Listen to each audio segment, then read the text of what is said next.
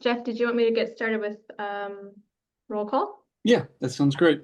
Okay, and just make sure it's recording. Okay, so good afternoon, everybody, and welcome to the meeting. I'd like to remind everyone this meeting is being recorded. We do ask that you please rename your Zoom name to your full name and the organization you're with. For roll call, I'm just going to go down the list as it appears on my screen, and when I call on you, if you could please unmute and say which organization you're with. At the end, I will be introducing those on the call that are with the Port of Stockton. Okay, so first up, we have Chuck. Good afternoon, everyone. Chuck with H.J. Baker. Welcome, Chuck. Thank you. And then we have Mary Elizabeth. Mary Elizabeth, Delta Sierra Group, Sierra Thanks. Club. Thank you, welcome. Then we have Pat. Yes, I'm here. Thanks, Pat. I had to feed the dogs. No worries. And then we have Hector. Hello, Hector Olivares from Catholic Charities, the Environmental Justice Program. Thank you, welcome. And Gloria. Good afternoon, everyone. Gloria with Little Manila Rising. Thank you, Gloria. And Kyle. Hey everybody, it's Kyle Goff with California Air Resources Board. And then we have, thanks Kyle, welcome. And then we have Megan. Hey everybody, my name's Megan. I'm with the Edible Schoolyard Project. Thank you, Megan, welcome. And Raul. Hello, everyone. I'm Raul Hernandez, President of San Joaquin Building Trades Council. Thanks, Raul. And Rocio. Hi, everyone. This is Rocio Calderon with the Valley Air District. Thank you, Rocio. And then Sandy.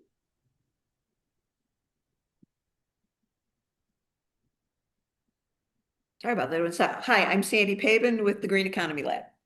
Thanks. And Tanisha. Your program coordinator with Catholic Charities. Thank you, Tanisha. And then on the call from the Port of Stockton, we have Commission Chair David Atwater, Port Director Kirk DeJesus, Jeff Wingfield, Deputy Port Director of Regulatory and Public Affairs.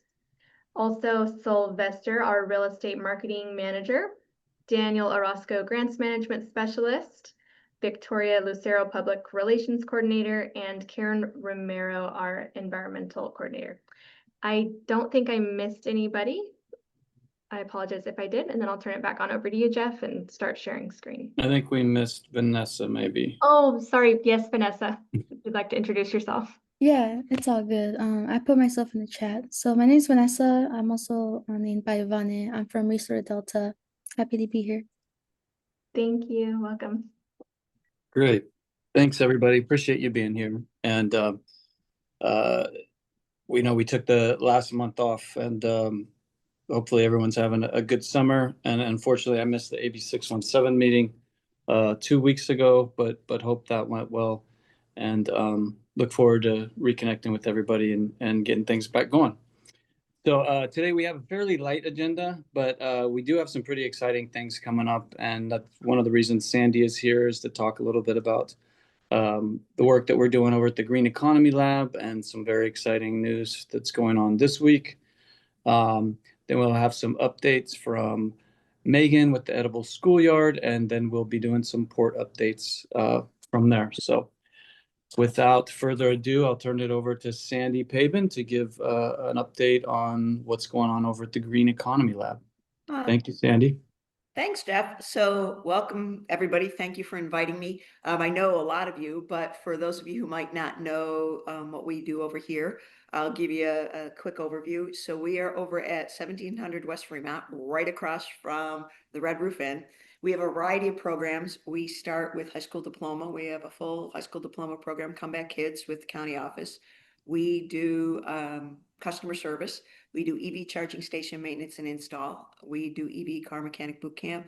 We do electrical trainee certificate. And our latest addition is we were doing the electric forklift training, which is happening this week, and it has been amazing.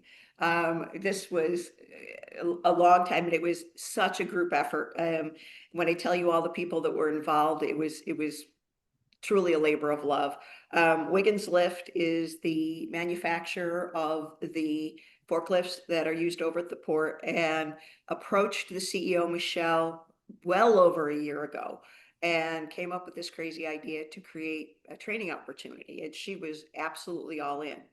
And so they committed to their chief engineer for 3 days. And the port brought over to the Green Economy Lab one of the Wiggins lifts, and also worked to free up the folks who are at the port actually working on the forklifts.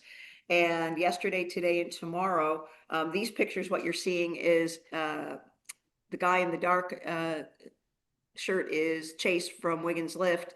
And the way the Green Economy Lab is set up is the classroom is right next door to the lab. So you can walk out a door, and so you do the classroomy thing, and then you walk right over and you do the hands-on thing.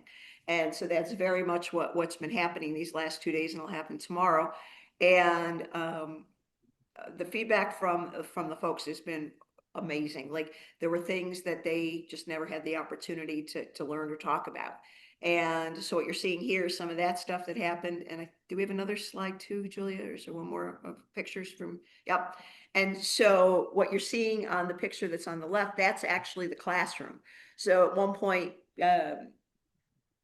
Chase has a slide deck and goes through the things, talks about it, and then that door you see across the way, they walk right through there, and then you see where Chase is, and that's where the lift is. So they go from classroom to hands-on immediately. And so our plan is, what you also see in the background is videographers.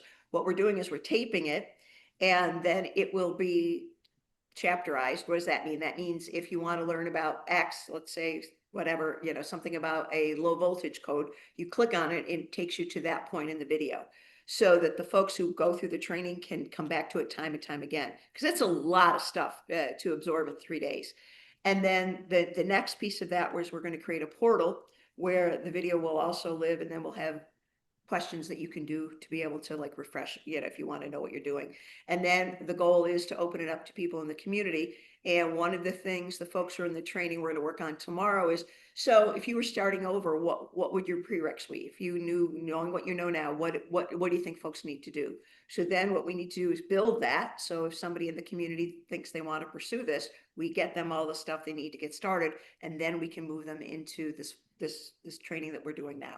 So it has been amazing. It was a long time coming. When I tell you it was a group effort, it was just, there were so many moving pieces between getting the trainer here, getting the lift here, getting the port people here, all of it. And the cool part is when you work hard at something and it all comes together, it has been nothing short of amazing.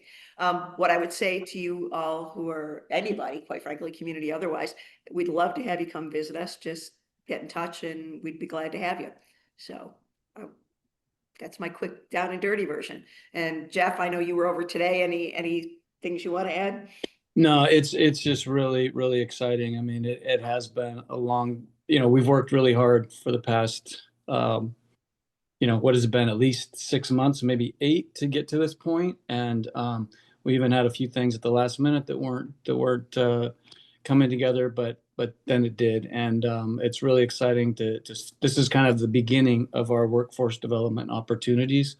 And it's just amazing to see, our guys in there getting trained, because a lot of times when we have an issue with these new lifts that, we have to wait for somebody to come up from, an 8-hour trip to come and clear a code in a few minutes. And this training is going to give our guys the power and the opportunity to do that right on site. And then if it's above what they can do, they can reach out to Wiggins, and Chase can help them diagnose a more serious problem. But this is going to help keep our zero emission equipment up and operational significantly more than it would have been otherwise. So really appreciate the opportunity to partner with Sandy, and that space she has over there is absolutely amazing. And we're so honored to be able to share that and share in this project with everybody. So I see some questions in the chat. This was and those of you who've been here, you'll understand what I'm saying. This was our maiden voyage. And so the idea behind this is we learned exactly what's what. And that was the other piece. Will it be open to the public, Mary Elizabeth? Absolutely. And so what we're going to do is take the video part of it and what we've got with Chase. And that's what I was talking about a little bit ago. What are like the prereqs before this training makes sense to you? And then that'll be the next piece I will build. And once I know what the prereqs are that they need to get to this point, then that'll be the part when we open it up to everybody. And that, that will be where we actually connect them. Hector, this is on the electric forklifts. Yes. Yep, it's the Wiggins lift. What you see that picture on the right, that is an electric forklift. Yeah. And I think what the port folks got out of this was the fact that they now know their way, because Chase spent a lot of time. Yesterday was all safety, and then now they're learning their way around. Like if they get a problem, where do they go look for the problem? And yeah, and so Pat, to your point, will it be open? Absolutely. And if you've been here, we've got all the programs and people can move their way through it and it'll be open to everybody. Again, but just I have to write that precursor part. Now that I know what this looks like, now I have to write the prereq, so to speak. So somebody from the community would come in, do the prereq, whatever that is, and then be able to move on to this stuff that Chase covered these last 3 days. Yeah, the great thing is Sandy's now going to become forklift certified, so she's going to be able to come over here and work on our lifts as well. I was up on there. Yeah, I'm not afraid. I do construction. I'm not afraid of big toys. Yes. And Vanessa, your point is the videos are up, going to be, not yet, it'll take a few weeks, in YouTube, which will have the translation services. Yeah, and Gloria, yes, these are folks who these are our mechanics. Most of them were trained in working on different systems than these new forklifts. The forklift that you see in the picture is a 36,000-pound lift, so it's a very substantial lift. It's kind of in the medium size, but yeah, just to be able to have this space where we can get something like this inside and do work on it is fabulous. And so we've got a number of people from the port. We've got some of our operations, maritime operations staff that oversees the forklifts. We've got our mechanics, and then we've got the staff doing the videotape. So it's going to be a great opportunity in the future. So we will open it up to the public. It's our first step into a bigger workforce development opportunity, as well as education on, for high school students at some point. The EPA grant that we just received that the board approved on Monday also provides opportunities for us to do some education for juniors and seniors in high school to kind of help them understand what a future in goods movement and maybe working at the port looks like. So we're very excited that we had a successful opportunity and a successful first run at this. So yeah, really excited. Pat, no, ironically, it's not the computer. It was weird things. Like I sat through the whole thing, so I've learned a lot. So because all the parts generate heat, so what can happen is if something happens and the coolant, let's say there's a break in a line, the whole thing will slow down. So it doesn't like basically burn up kind of thing. And so the computer is not the thing that they run into most. It might be cooling. It might be, for example, an electrical thing, because these are all electric. So all the stuff you see in there, that it is all electrical. It's not like the old days of a combustible engine. It's a lot of electrical circuits. He spent a lot of time on that, on the thing on the right, the picture on the right, the right underneath there's a box that says, basically, it is the high voltage part of this. Do not touch. Yeah. And then there's the low voltage, and talking about, what can you do and what can't you do and where the disconnects are. And I think he spent a lot of time on the geography of the machine. So people know what's what. Yeah, one of the biggest issues we've had, Pat, with our first round of forklifts was a lot of the sensors. And not on the Wiggins lifts, we didn't have that issue as much, but on one of our smaller lifts, a lot of sensor issues. And so we've worked our way through that. But Chase does a great job. He's a guy I've looked up to for a long time. He kind of came and trained a lot of our folks, at least initially, on how to operate the lifts. and he's got a great talent for teaching as well. So we're very excited that he can be available. And we appreciate Wigan's support because we needed their support as well to train all of our people. And then in the future, Wiggins has already hired somebody to be located in this area. But in the future, Wiggins can utilize this kind of training to bring on new folks from this area to help service these new lifts as they become more and more frequently used at ports. And that's one of the things I had talked to Michelle, their CEO, about, which is, I would create the ability for her to come up with a skilled workforce. And they've hired Omar, who is an engineer as well. That's their first hire. So she held up her part. So now Sandy's holding up her part, right? So yeah. Yeah. I used to be a mechanic, and I'll tell you, I bet you these hands don't get oily and greasy like we used to get. No, a lot of it is behind a keyboard. That's for sure. And Hector, to your question, so the EPA grant that we got was for $110 million. It's not all for the port. The port's portion is probably around 50 million, which is still unbelievably amazing.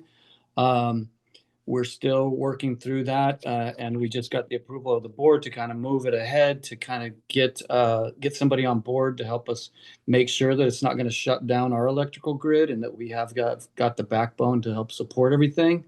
But we've also got a lot of solar and battery storage that was included in that grant. So we're hopeful that we're going to be very light on how much we touch our utility and impact our utility here at the port, because it is older. And it is very expensive to upgrade. So we're very cautious of that. And then was there? Oh, and the other portions. So the other 50 million was for one of our tenants. They are looking to SSA, which I think many of you have been out here on a tour, have seen a lot of the forklifts that they've updated, or they've gone to zero emission in a lot of cases. So the port lifts are white, and if you're out here on a tour, the yellow ones are SSAs, which is one of our tenants and a stevedore out here. And then the remaining money is going to Tesoro to do some shore power. So it will their ships have the capability to plug in, and so they're going to be doing a shore power project, which will benefit our air quality over here as well. Does that answer your question, Hector? It sure does, yeah. Thank you. Great. So yes, very exciting. We really appreciate Sandy and making that space available. We hope that this is just the first of many opportunities to share and grow over there. I would highly recommend you seeing a tour just for their unique little meeting spaces alone that they have, they have these little pods, which are really cool. But there's a lot of folks doing some good work over there, and we really appreciate that. If you have questions, please feel free to reach out. Could you put your email contact in chat? I sure will. Thank you.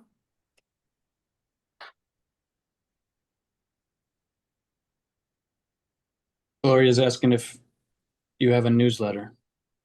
No, we have a that's a great question. We have a website. I'll put that in I'll put the website in there as well. And the website's where you can sign up for classes too. So I'll give you the website, I'll give you my email, I'll give you the phone number, so you'll have everything you need. We'll also, the port does have a newsletter, a quarterly newsletter that we put out. Hopefully you guys are all getting it and seeing it. And we'll have something in there about this project as well, the next update that we do. And if you're not getting it, please let us know in the chat. Thank you so much, Sandy. We appreciate that. Thanks. All right. First of all, I just want to take a minute. I neglected to do this at the beginning, but just to recognize the passing of Douglas Vigil. We definitely will miss him. He was a great member of AB 617 and of this group as well. And I guess he passed, was it August 5th, maybe? I know that he was involved in the Board of Education and in the community, and we will definitely miss his presence at these meetings. Next, I'm going to turn it over to Megan. Megan has got an update, the Edible Schoolyard. We've been working with them and wanted to invite Megan to give us an update on the exciting things that are happening over there. Sure, thanks, Jeff. For those of you that maybe haven't been out to the farm, we operate a 6-acre farm out there in the port. We're right behind the Bogstrack Community Center, so um, right in the middle of it all.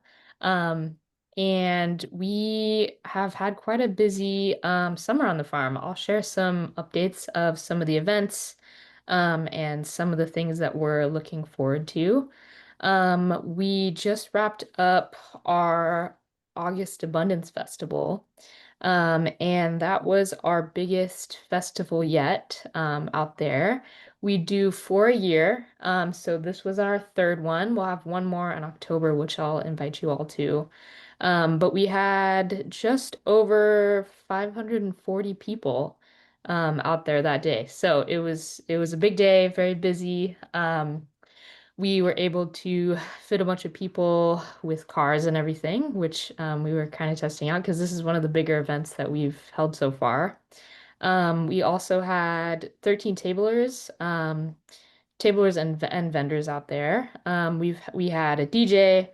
The library bus was able to join us, which was awesome. It pulled right into the space, and the kids got to go on, get some free books, meet the librarians. That was awesome.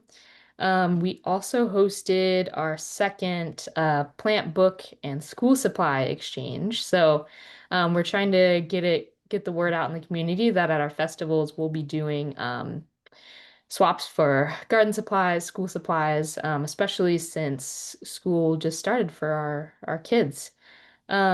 We had a big CSA giveaway. Our CSA program stands for Community Supported Agriculture. So that's produce that comes from our farm and another farm that we're contracted with. And we gave that out during the festival as well. So everybody who came walked away with some sort of produce during that one. We always do a cooking demonstration. I usually do that. So everybody also got at least a snack. This was our second time actually having food for sale out there. So that was great for our community to have some food during that long event. We also had a big U-Pick. So we invited community members to bring their own bags. And since it's kind of the in between of the seasons, we're just at the end of our big August abundance. We invited people to come pick everything that was left on our trees, everything that was left in our rows. And this week they're out there flipping the beds for the next season. So it's a wonderful time of the year, very busy for our farm team for sure. We also had a festival in June. That was our fruit jam. That's kind of the annual name that we use. And that one had just over 500 participants. So we are growing each time we have one of these festivals. We had another big harvest with all our plums and our peaches that were ready then, which was wonderful.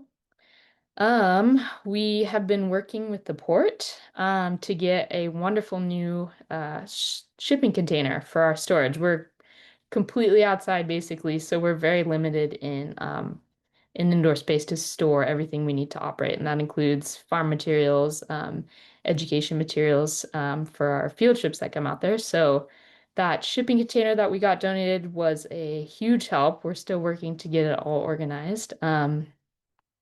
We are also in the works with hopefully installing a new well out there and actually digging it and finding a spot for it, which would help us a lot with the amount of water we use for our farm. So we do go through quite a bit of water. So to be able to produce our own would be just incredible. Let's see. We still host our weekly CSA giveaway. So during that, it's been Wednesdays from 10 to 12, but we're starting to run out really early just because our program has grown so much. So if you want a bag, come closer to 10. We will be shifting our hours in September to a little bit later, to accommodate for those that have to work and maybe can only swing by on their lunch break. So our hours will shift from 10 to 11, I believe. So a little bit later, give people more time to come by. But if you haven't seen our big CSA line before, people drive up in their cars. We put a bag of organic produce in there. And the only thing we ask is their zip code. And we have currently about we give away 130 bags each week, but we are looking to hopefully grow that, especially with the increase in demand we've seen. Yeah, it looks like we've had about 32 first timers in 2025. So we're getting about 7 to 8 new people each time. So we're trying to grow and get funding to meet that demand. Other than that, we will start hosting our field trips out there. That's my job. I get to hang out with the kids, and things are starting to pick up at school. Kind of gets back into swing and teachers settle in with their new classes. So if anybody knows any educators who are looking for a really awesome free field trip, I will share my email address, and you're always welcome to reach out. We've had multitudes of different groups, from really little kids to adult groups that have come out, and we're always happy to share the space and give anybody a tour. So I'm gonna drop my email in the chat, but thanks for letting me give a little update. Thanks, Megan. And then in the chat, Pat asked what days. I think she means for the CSA giveaways. Yeah, so that is every Wednesday. I think next week, yes, we'll be shifting our hours. So a little later next week at 11. But yeah, any Wednesday you can always drive up. Don't even have to get out of your car, and we'll give you a bag of produce. Yeah, it's really amazing. Yeah, you guys should go by there for sure. If you haven't been, you've got to go out and see the farm. It's a really cool spot. They're doing great things for the neighborhood right there, and we're really proud to be a part of any of their success, honestly. Thanks, Jeff. All right. If there are no more questions, thank you so much, Megan. We really appreciate you being here. Where's your email, Megan? Well, I'm sending it right now. I'm gonna put our website in there too. You can check it out. Is it one bag per car or? We generally, if we have extra bags, we can give multiples per car. But with such a long line lately, I think they've been doing maybe just one per car, but we usually can give a few more. Summer just happens to be a very busy season for CSA.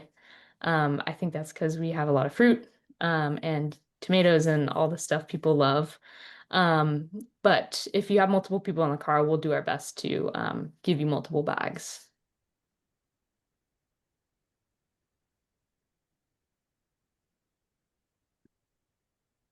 Great. Thank you so much. All right. With that, we'll go into our port updates.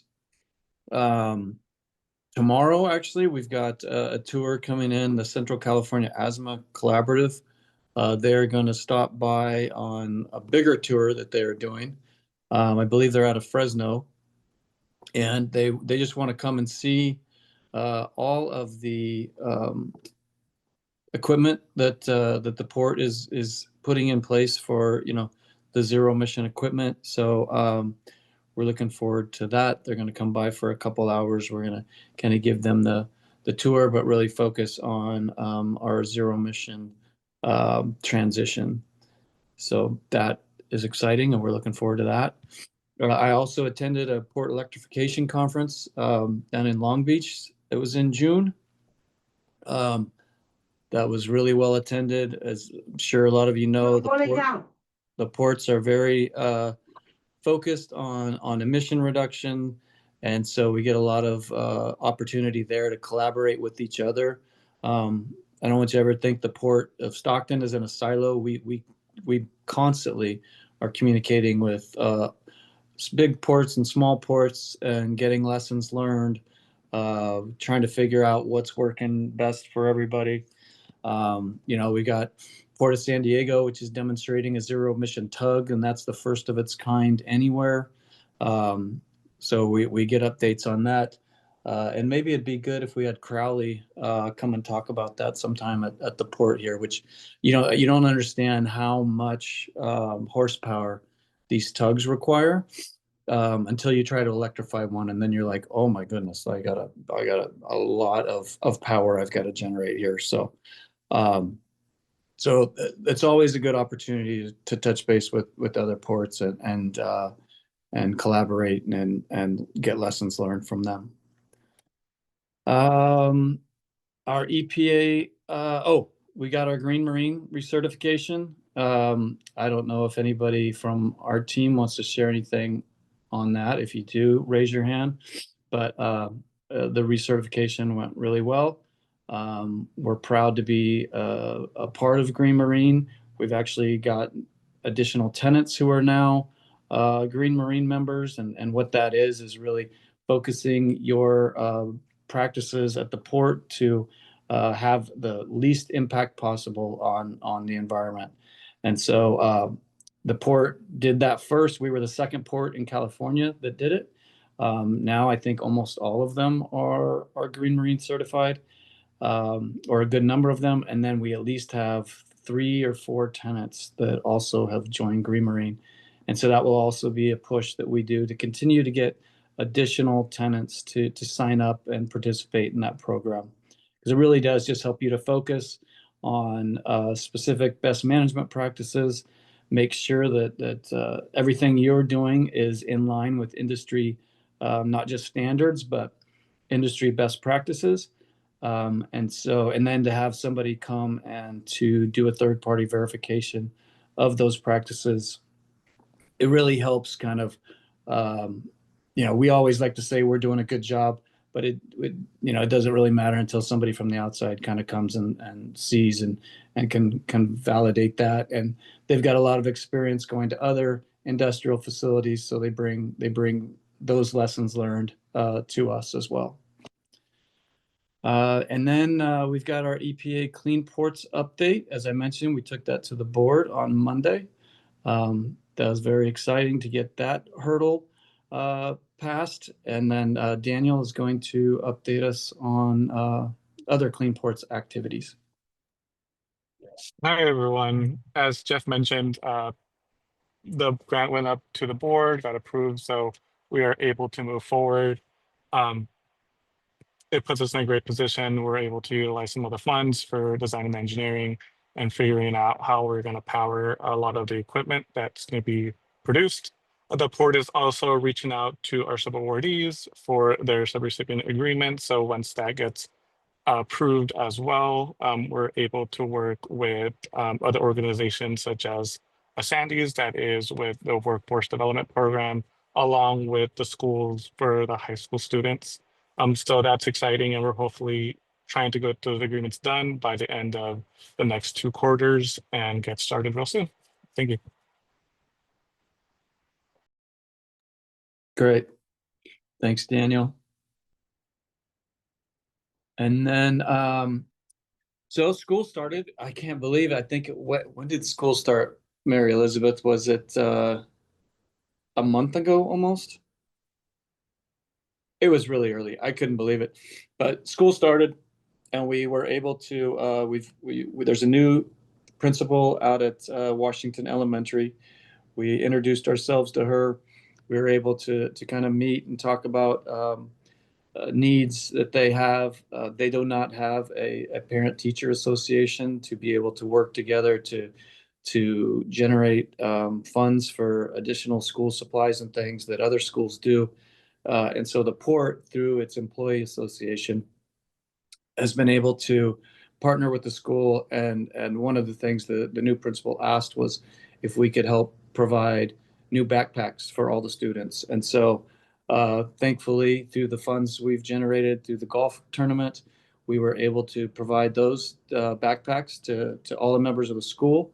The school did take the backpacks and fill it with a lot of other paper and pencils and everything else that the students need. So we got to come and deliver them to the students the other day.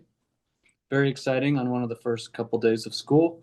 You can see there the students were excited to have us come out, and you can see one of the kids is wearing his in front to be able to display it for us. But that was just really exciting. It was a great opportunity, and then we're pushing forward with wish lists for teachers for things that they need for their classrooms that a lot of times they have to go out of pocket for. And so we're very honored to be able to help support the school and provide a better opportunity for the students at Washington Elementary.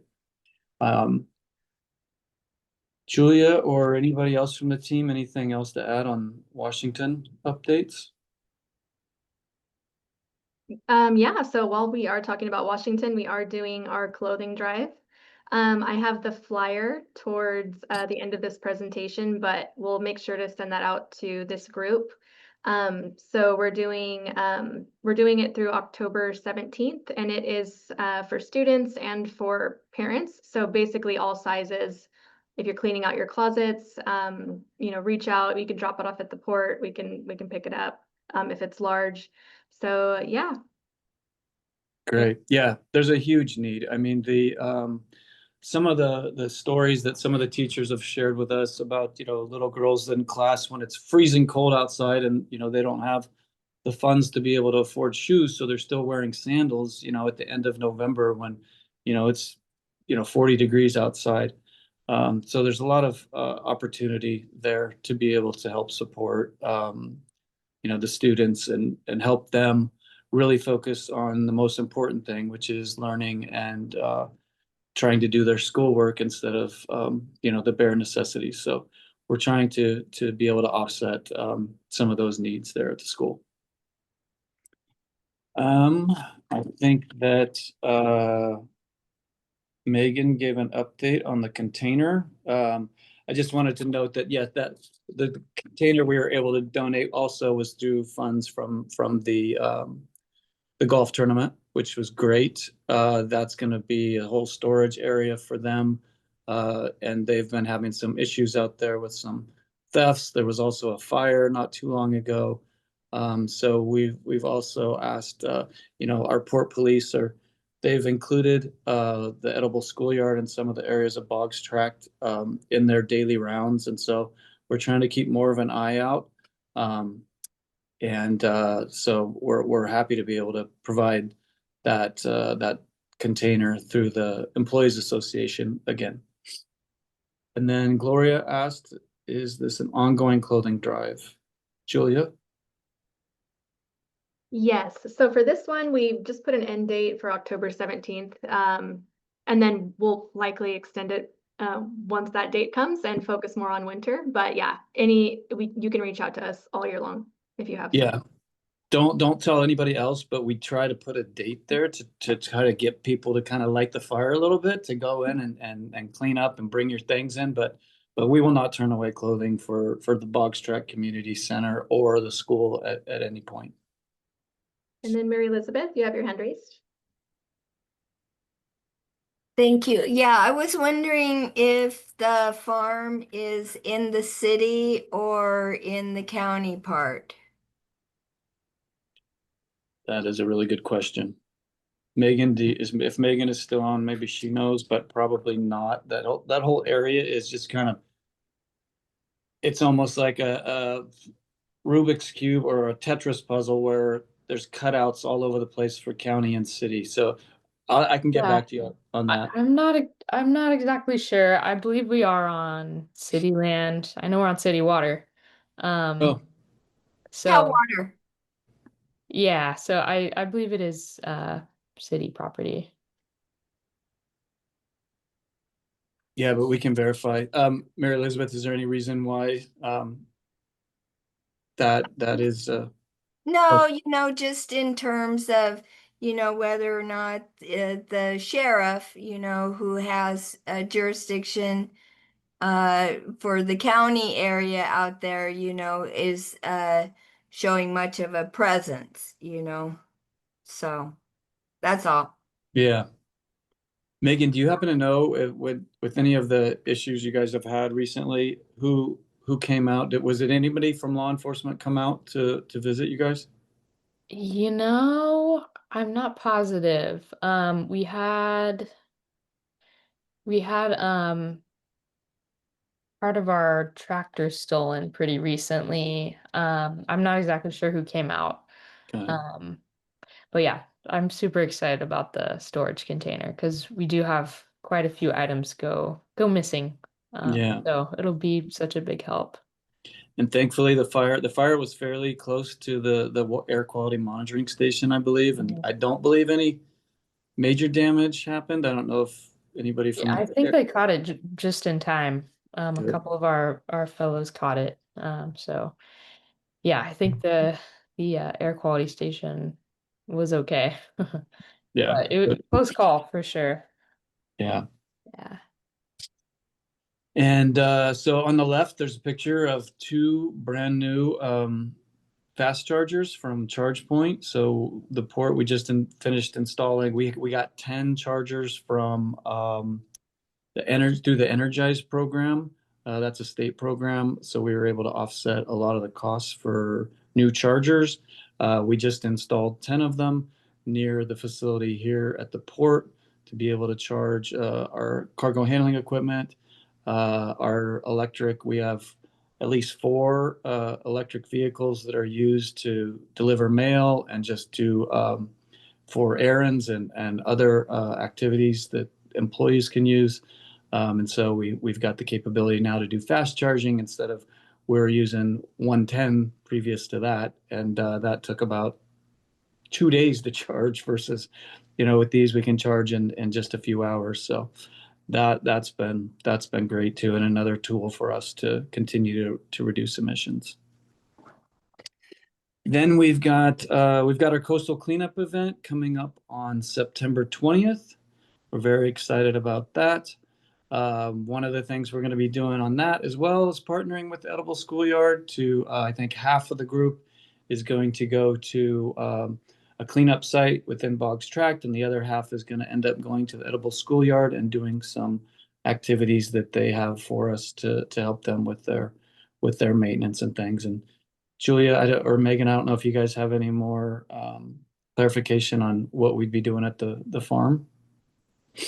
I'm actually not sure, but I'm sure Tanya has a good idea of what you guys will be doing. Is this flyer on your social media? I'd love to share it out. Not yet, but it will be. And then I can also I'll email it to you. I don't know if I have your email, but maybe I can get it from Chris, or if you can put it in the chat. It's in the chat. Sure. Oh, okay, great. Yeah, I'd love to get a copy of it because we'll share it out too. Okay, great. Thanks. Yeah, we've had really good turnout. Hopefully this one will be similar. And yeah, look forward to hopefully getting, 30 or 40 people out there that can come out. We typically work from 9 to noon.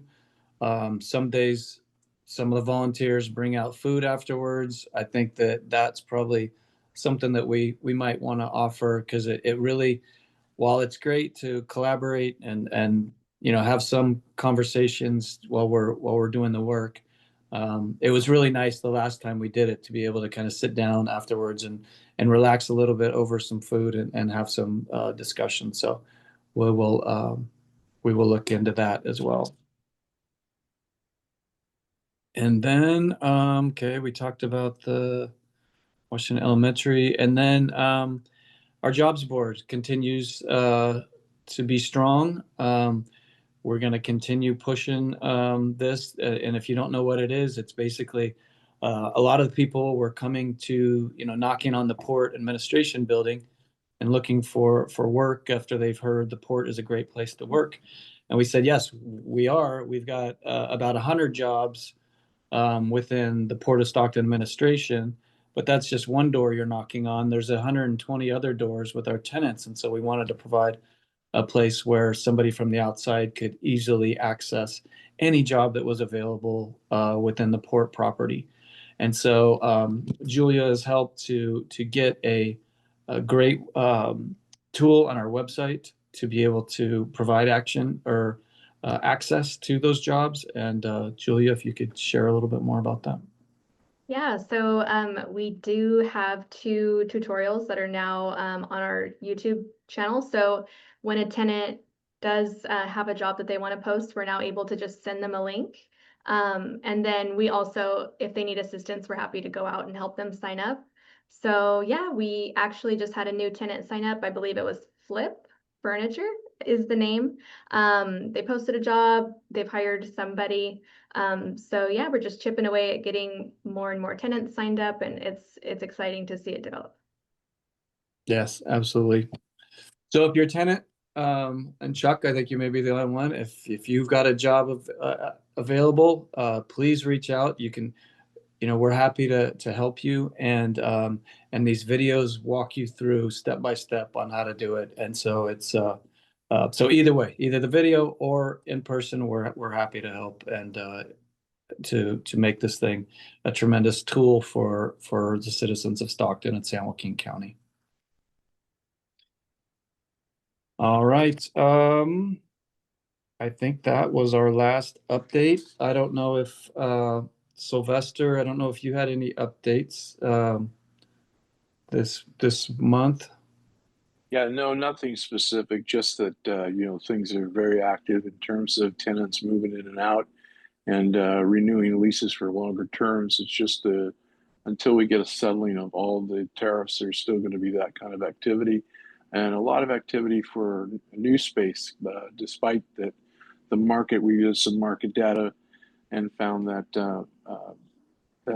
there is a lot of product out there around us off port, but we still remain to be a very attractive in terms of the security levels and where we're pricing things. So lots of movement, and hopefully it'll settle down a little bit more as the tariffs settle, because it's impacting the different commodities in the different countries. We're seeing a lot of hesitation by some of our tenants, but other than that, things are moving in the right direction for us. So thanks for the time. Yeah, absolutely. Yeah, there's a lot of uncertainty out there, unfortunately. So a lot of folks are not, there's not a lot of action. Another issue that you may have seen on our agenda, our board agenda, is some failures on some of our docks, where we've had erosion underneath some of the concrete that has led to some, I wouldn't say sinkholes, but failures in some of the concrete. So we're minimized in a lot of the areas that we can use on the West Complex. So our maritime staff and engineers and maintenance staff is working hard to get that back into good working order. So that has taken a hit to our ability to operate, but our staff is working hard to make sure that we can get the docks back in working order. All right. And then Mary Elizabeth, do you have a question or a comment? Yeah, I just was wondering about Sharp's Army Depot land. Yes. We don't really have an update other than Kirk, I don't know if you're on, if you want to share anything from your recent trip. Yeah, sure. So we're still working through the conveyance process with the Army. We're significantly delayed because they have to decommission the wastewater and the clean water system. So that could take between, they say, up to 10 years for that to happen. What we're working on with the Army right now is a lease for the land prior to the conveyance so that we can start master planning, making the connections we need to with the city of Lathrop with water and utilities, things like that. That's a couple-year process though, but we have started that with the Army. and the Army Corps. Thank you. All right. Any other questions? We're almost out of time. But if there's nothing else, I just want to say thank you to everybody. We'll hopefully have a little bit more structured presentations for you next time. And also, if you have any ideas for future meetings, please reach out or let us know now or in the chat at any time. We're happy to kind of amend things to meet your needs as well. So thank you, everybody. We look forward to. One more. Yeah. So, because we're still actively engaged in the AB 617 process, we get compliance reports, which is something, that in a couple years we're not going to be getting, but I see, port properties, fairly regularly get cited for things. Oftentimes it's for not doing source testing. And, I'm just wondering is like what kind of language is there in leases, that require, these folks to be in compliance, like is there any, consequence? And so, I asked the air district, the same thing, if the same people are, like now you can look and you can see kind of a little more history, at least of the notices to comply and the notices of violation, the same actors, are, having the same kind of violations, on a regular basis. Oh, okay. Yeah, we do have progressive enforcement that and we have started asking the San Joaquin Air District for compliance reports. Jason, do you want to touch on any of those about the lease language or enforcement actions? We haven't had a lot with air quality. We've had a few stormwater and water quality related issues, but is there anything you wanted to add there, Jason? Or did we lose Jason? I didn't see Jason. He's there, but he's muted. Anyway, yes, there is enforcement. I have not seen the latest one, and Karen, I don't know when we expect the next round of. Yeah, I'm here. I couldn't unmute for some reason. Oh, no problem. Trying to unmute and it wouldn't let me unmute. But no, the leases do have language in them that provides for progressive enforcement. And the lease language also states that they must comply with all applicable rules and regulations. And so the port has taken an active role in looking at all of our tenants for stormwater in particular. And we do issue notices of violation regularly to tenants that we find violations. And then we typically give them 30 days to respond and make a corrective action. And they've been, most of the time they do take the appropriate action.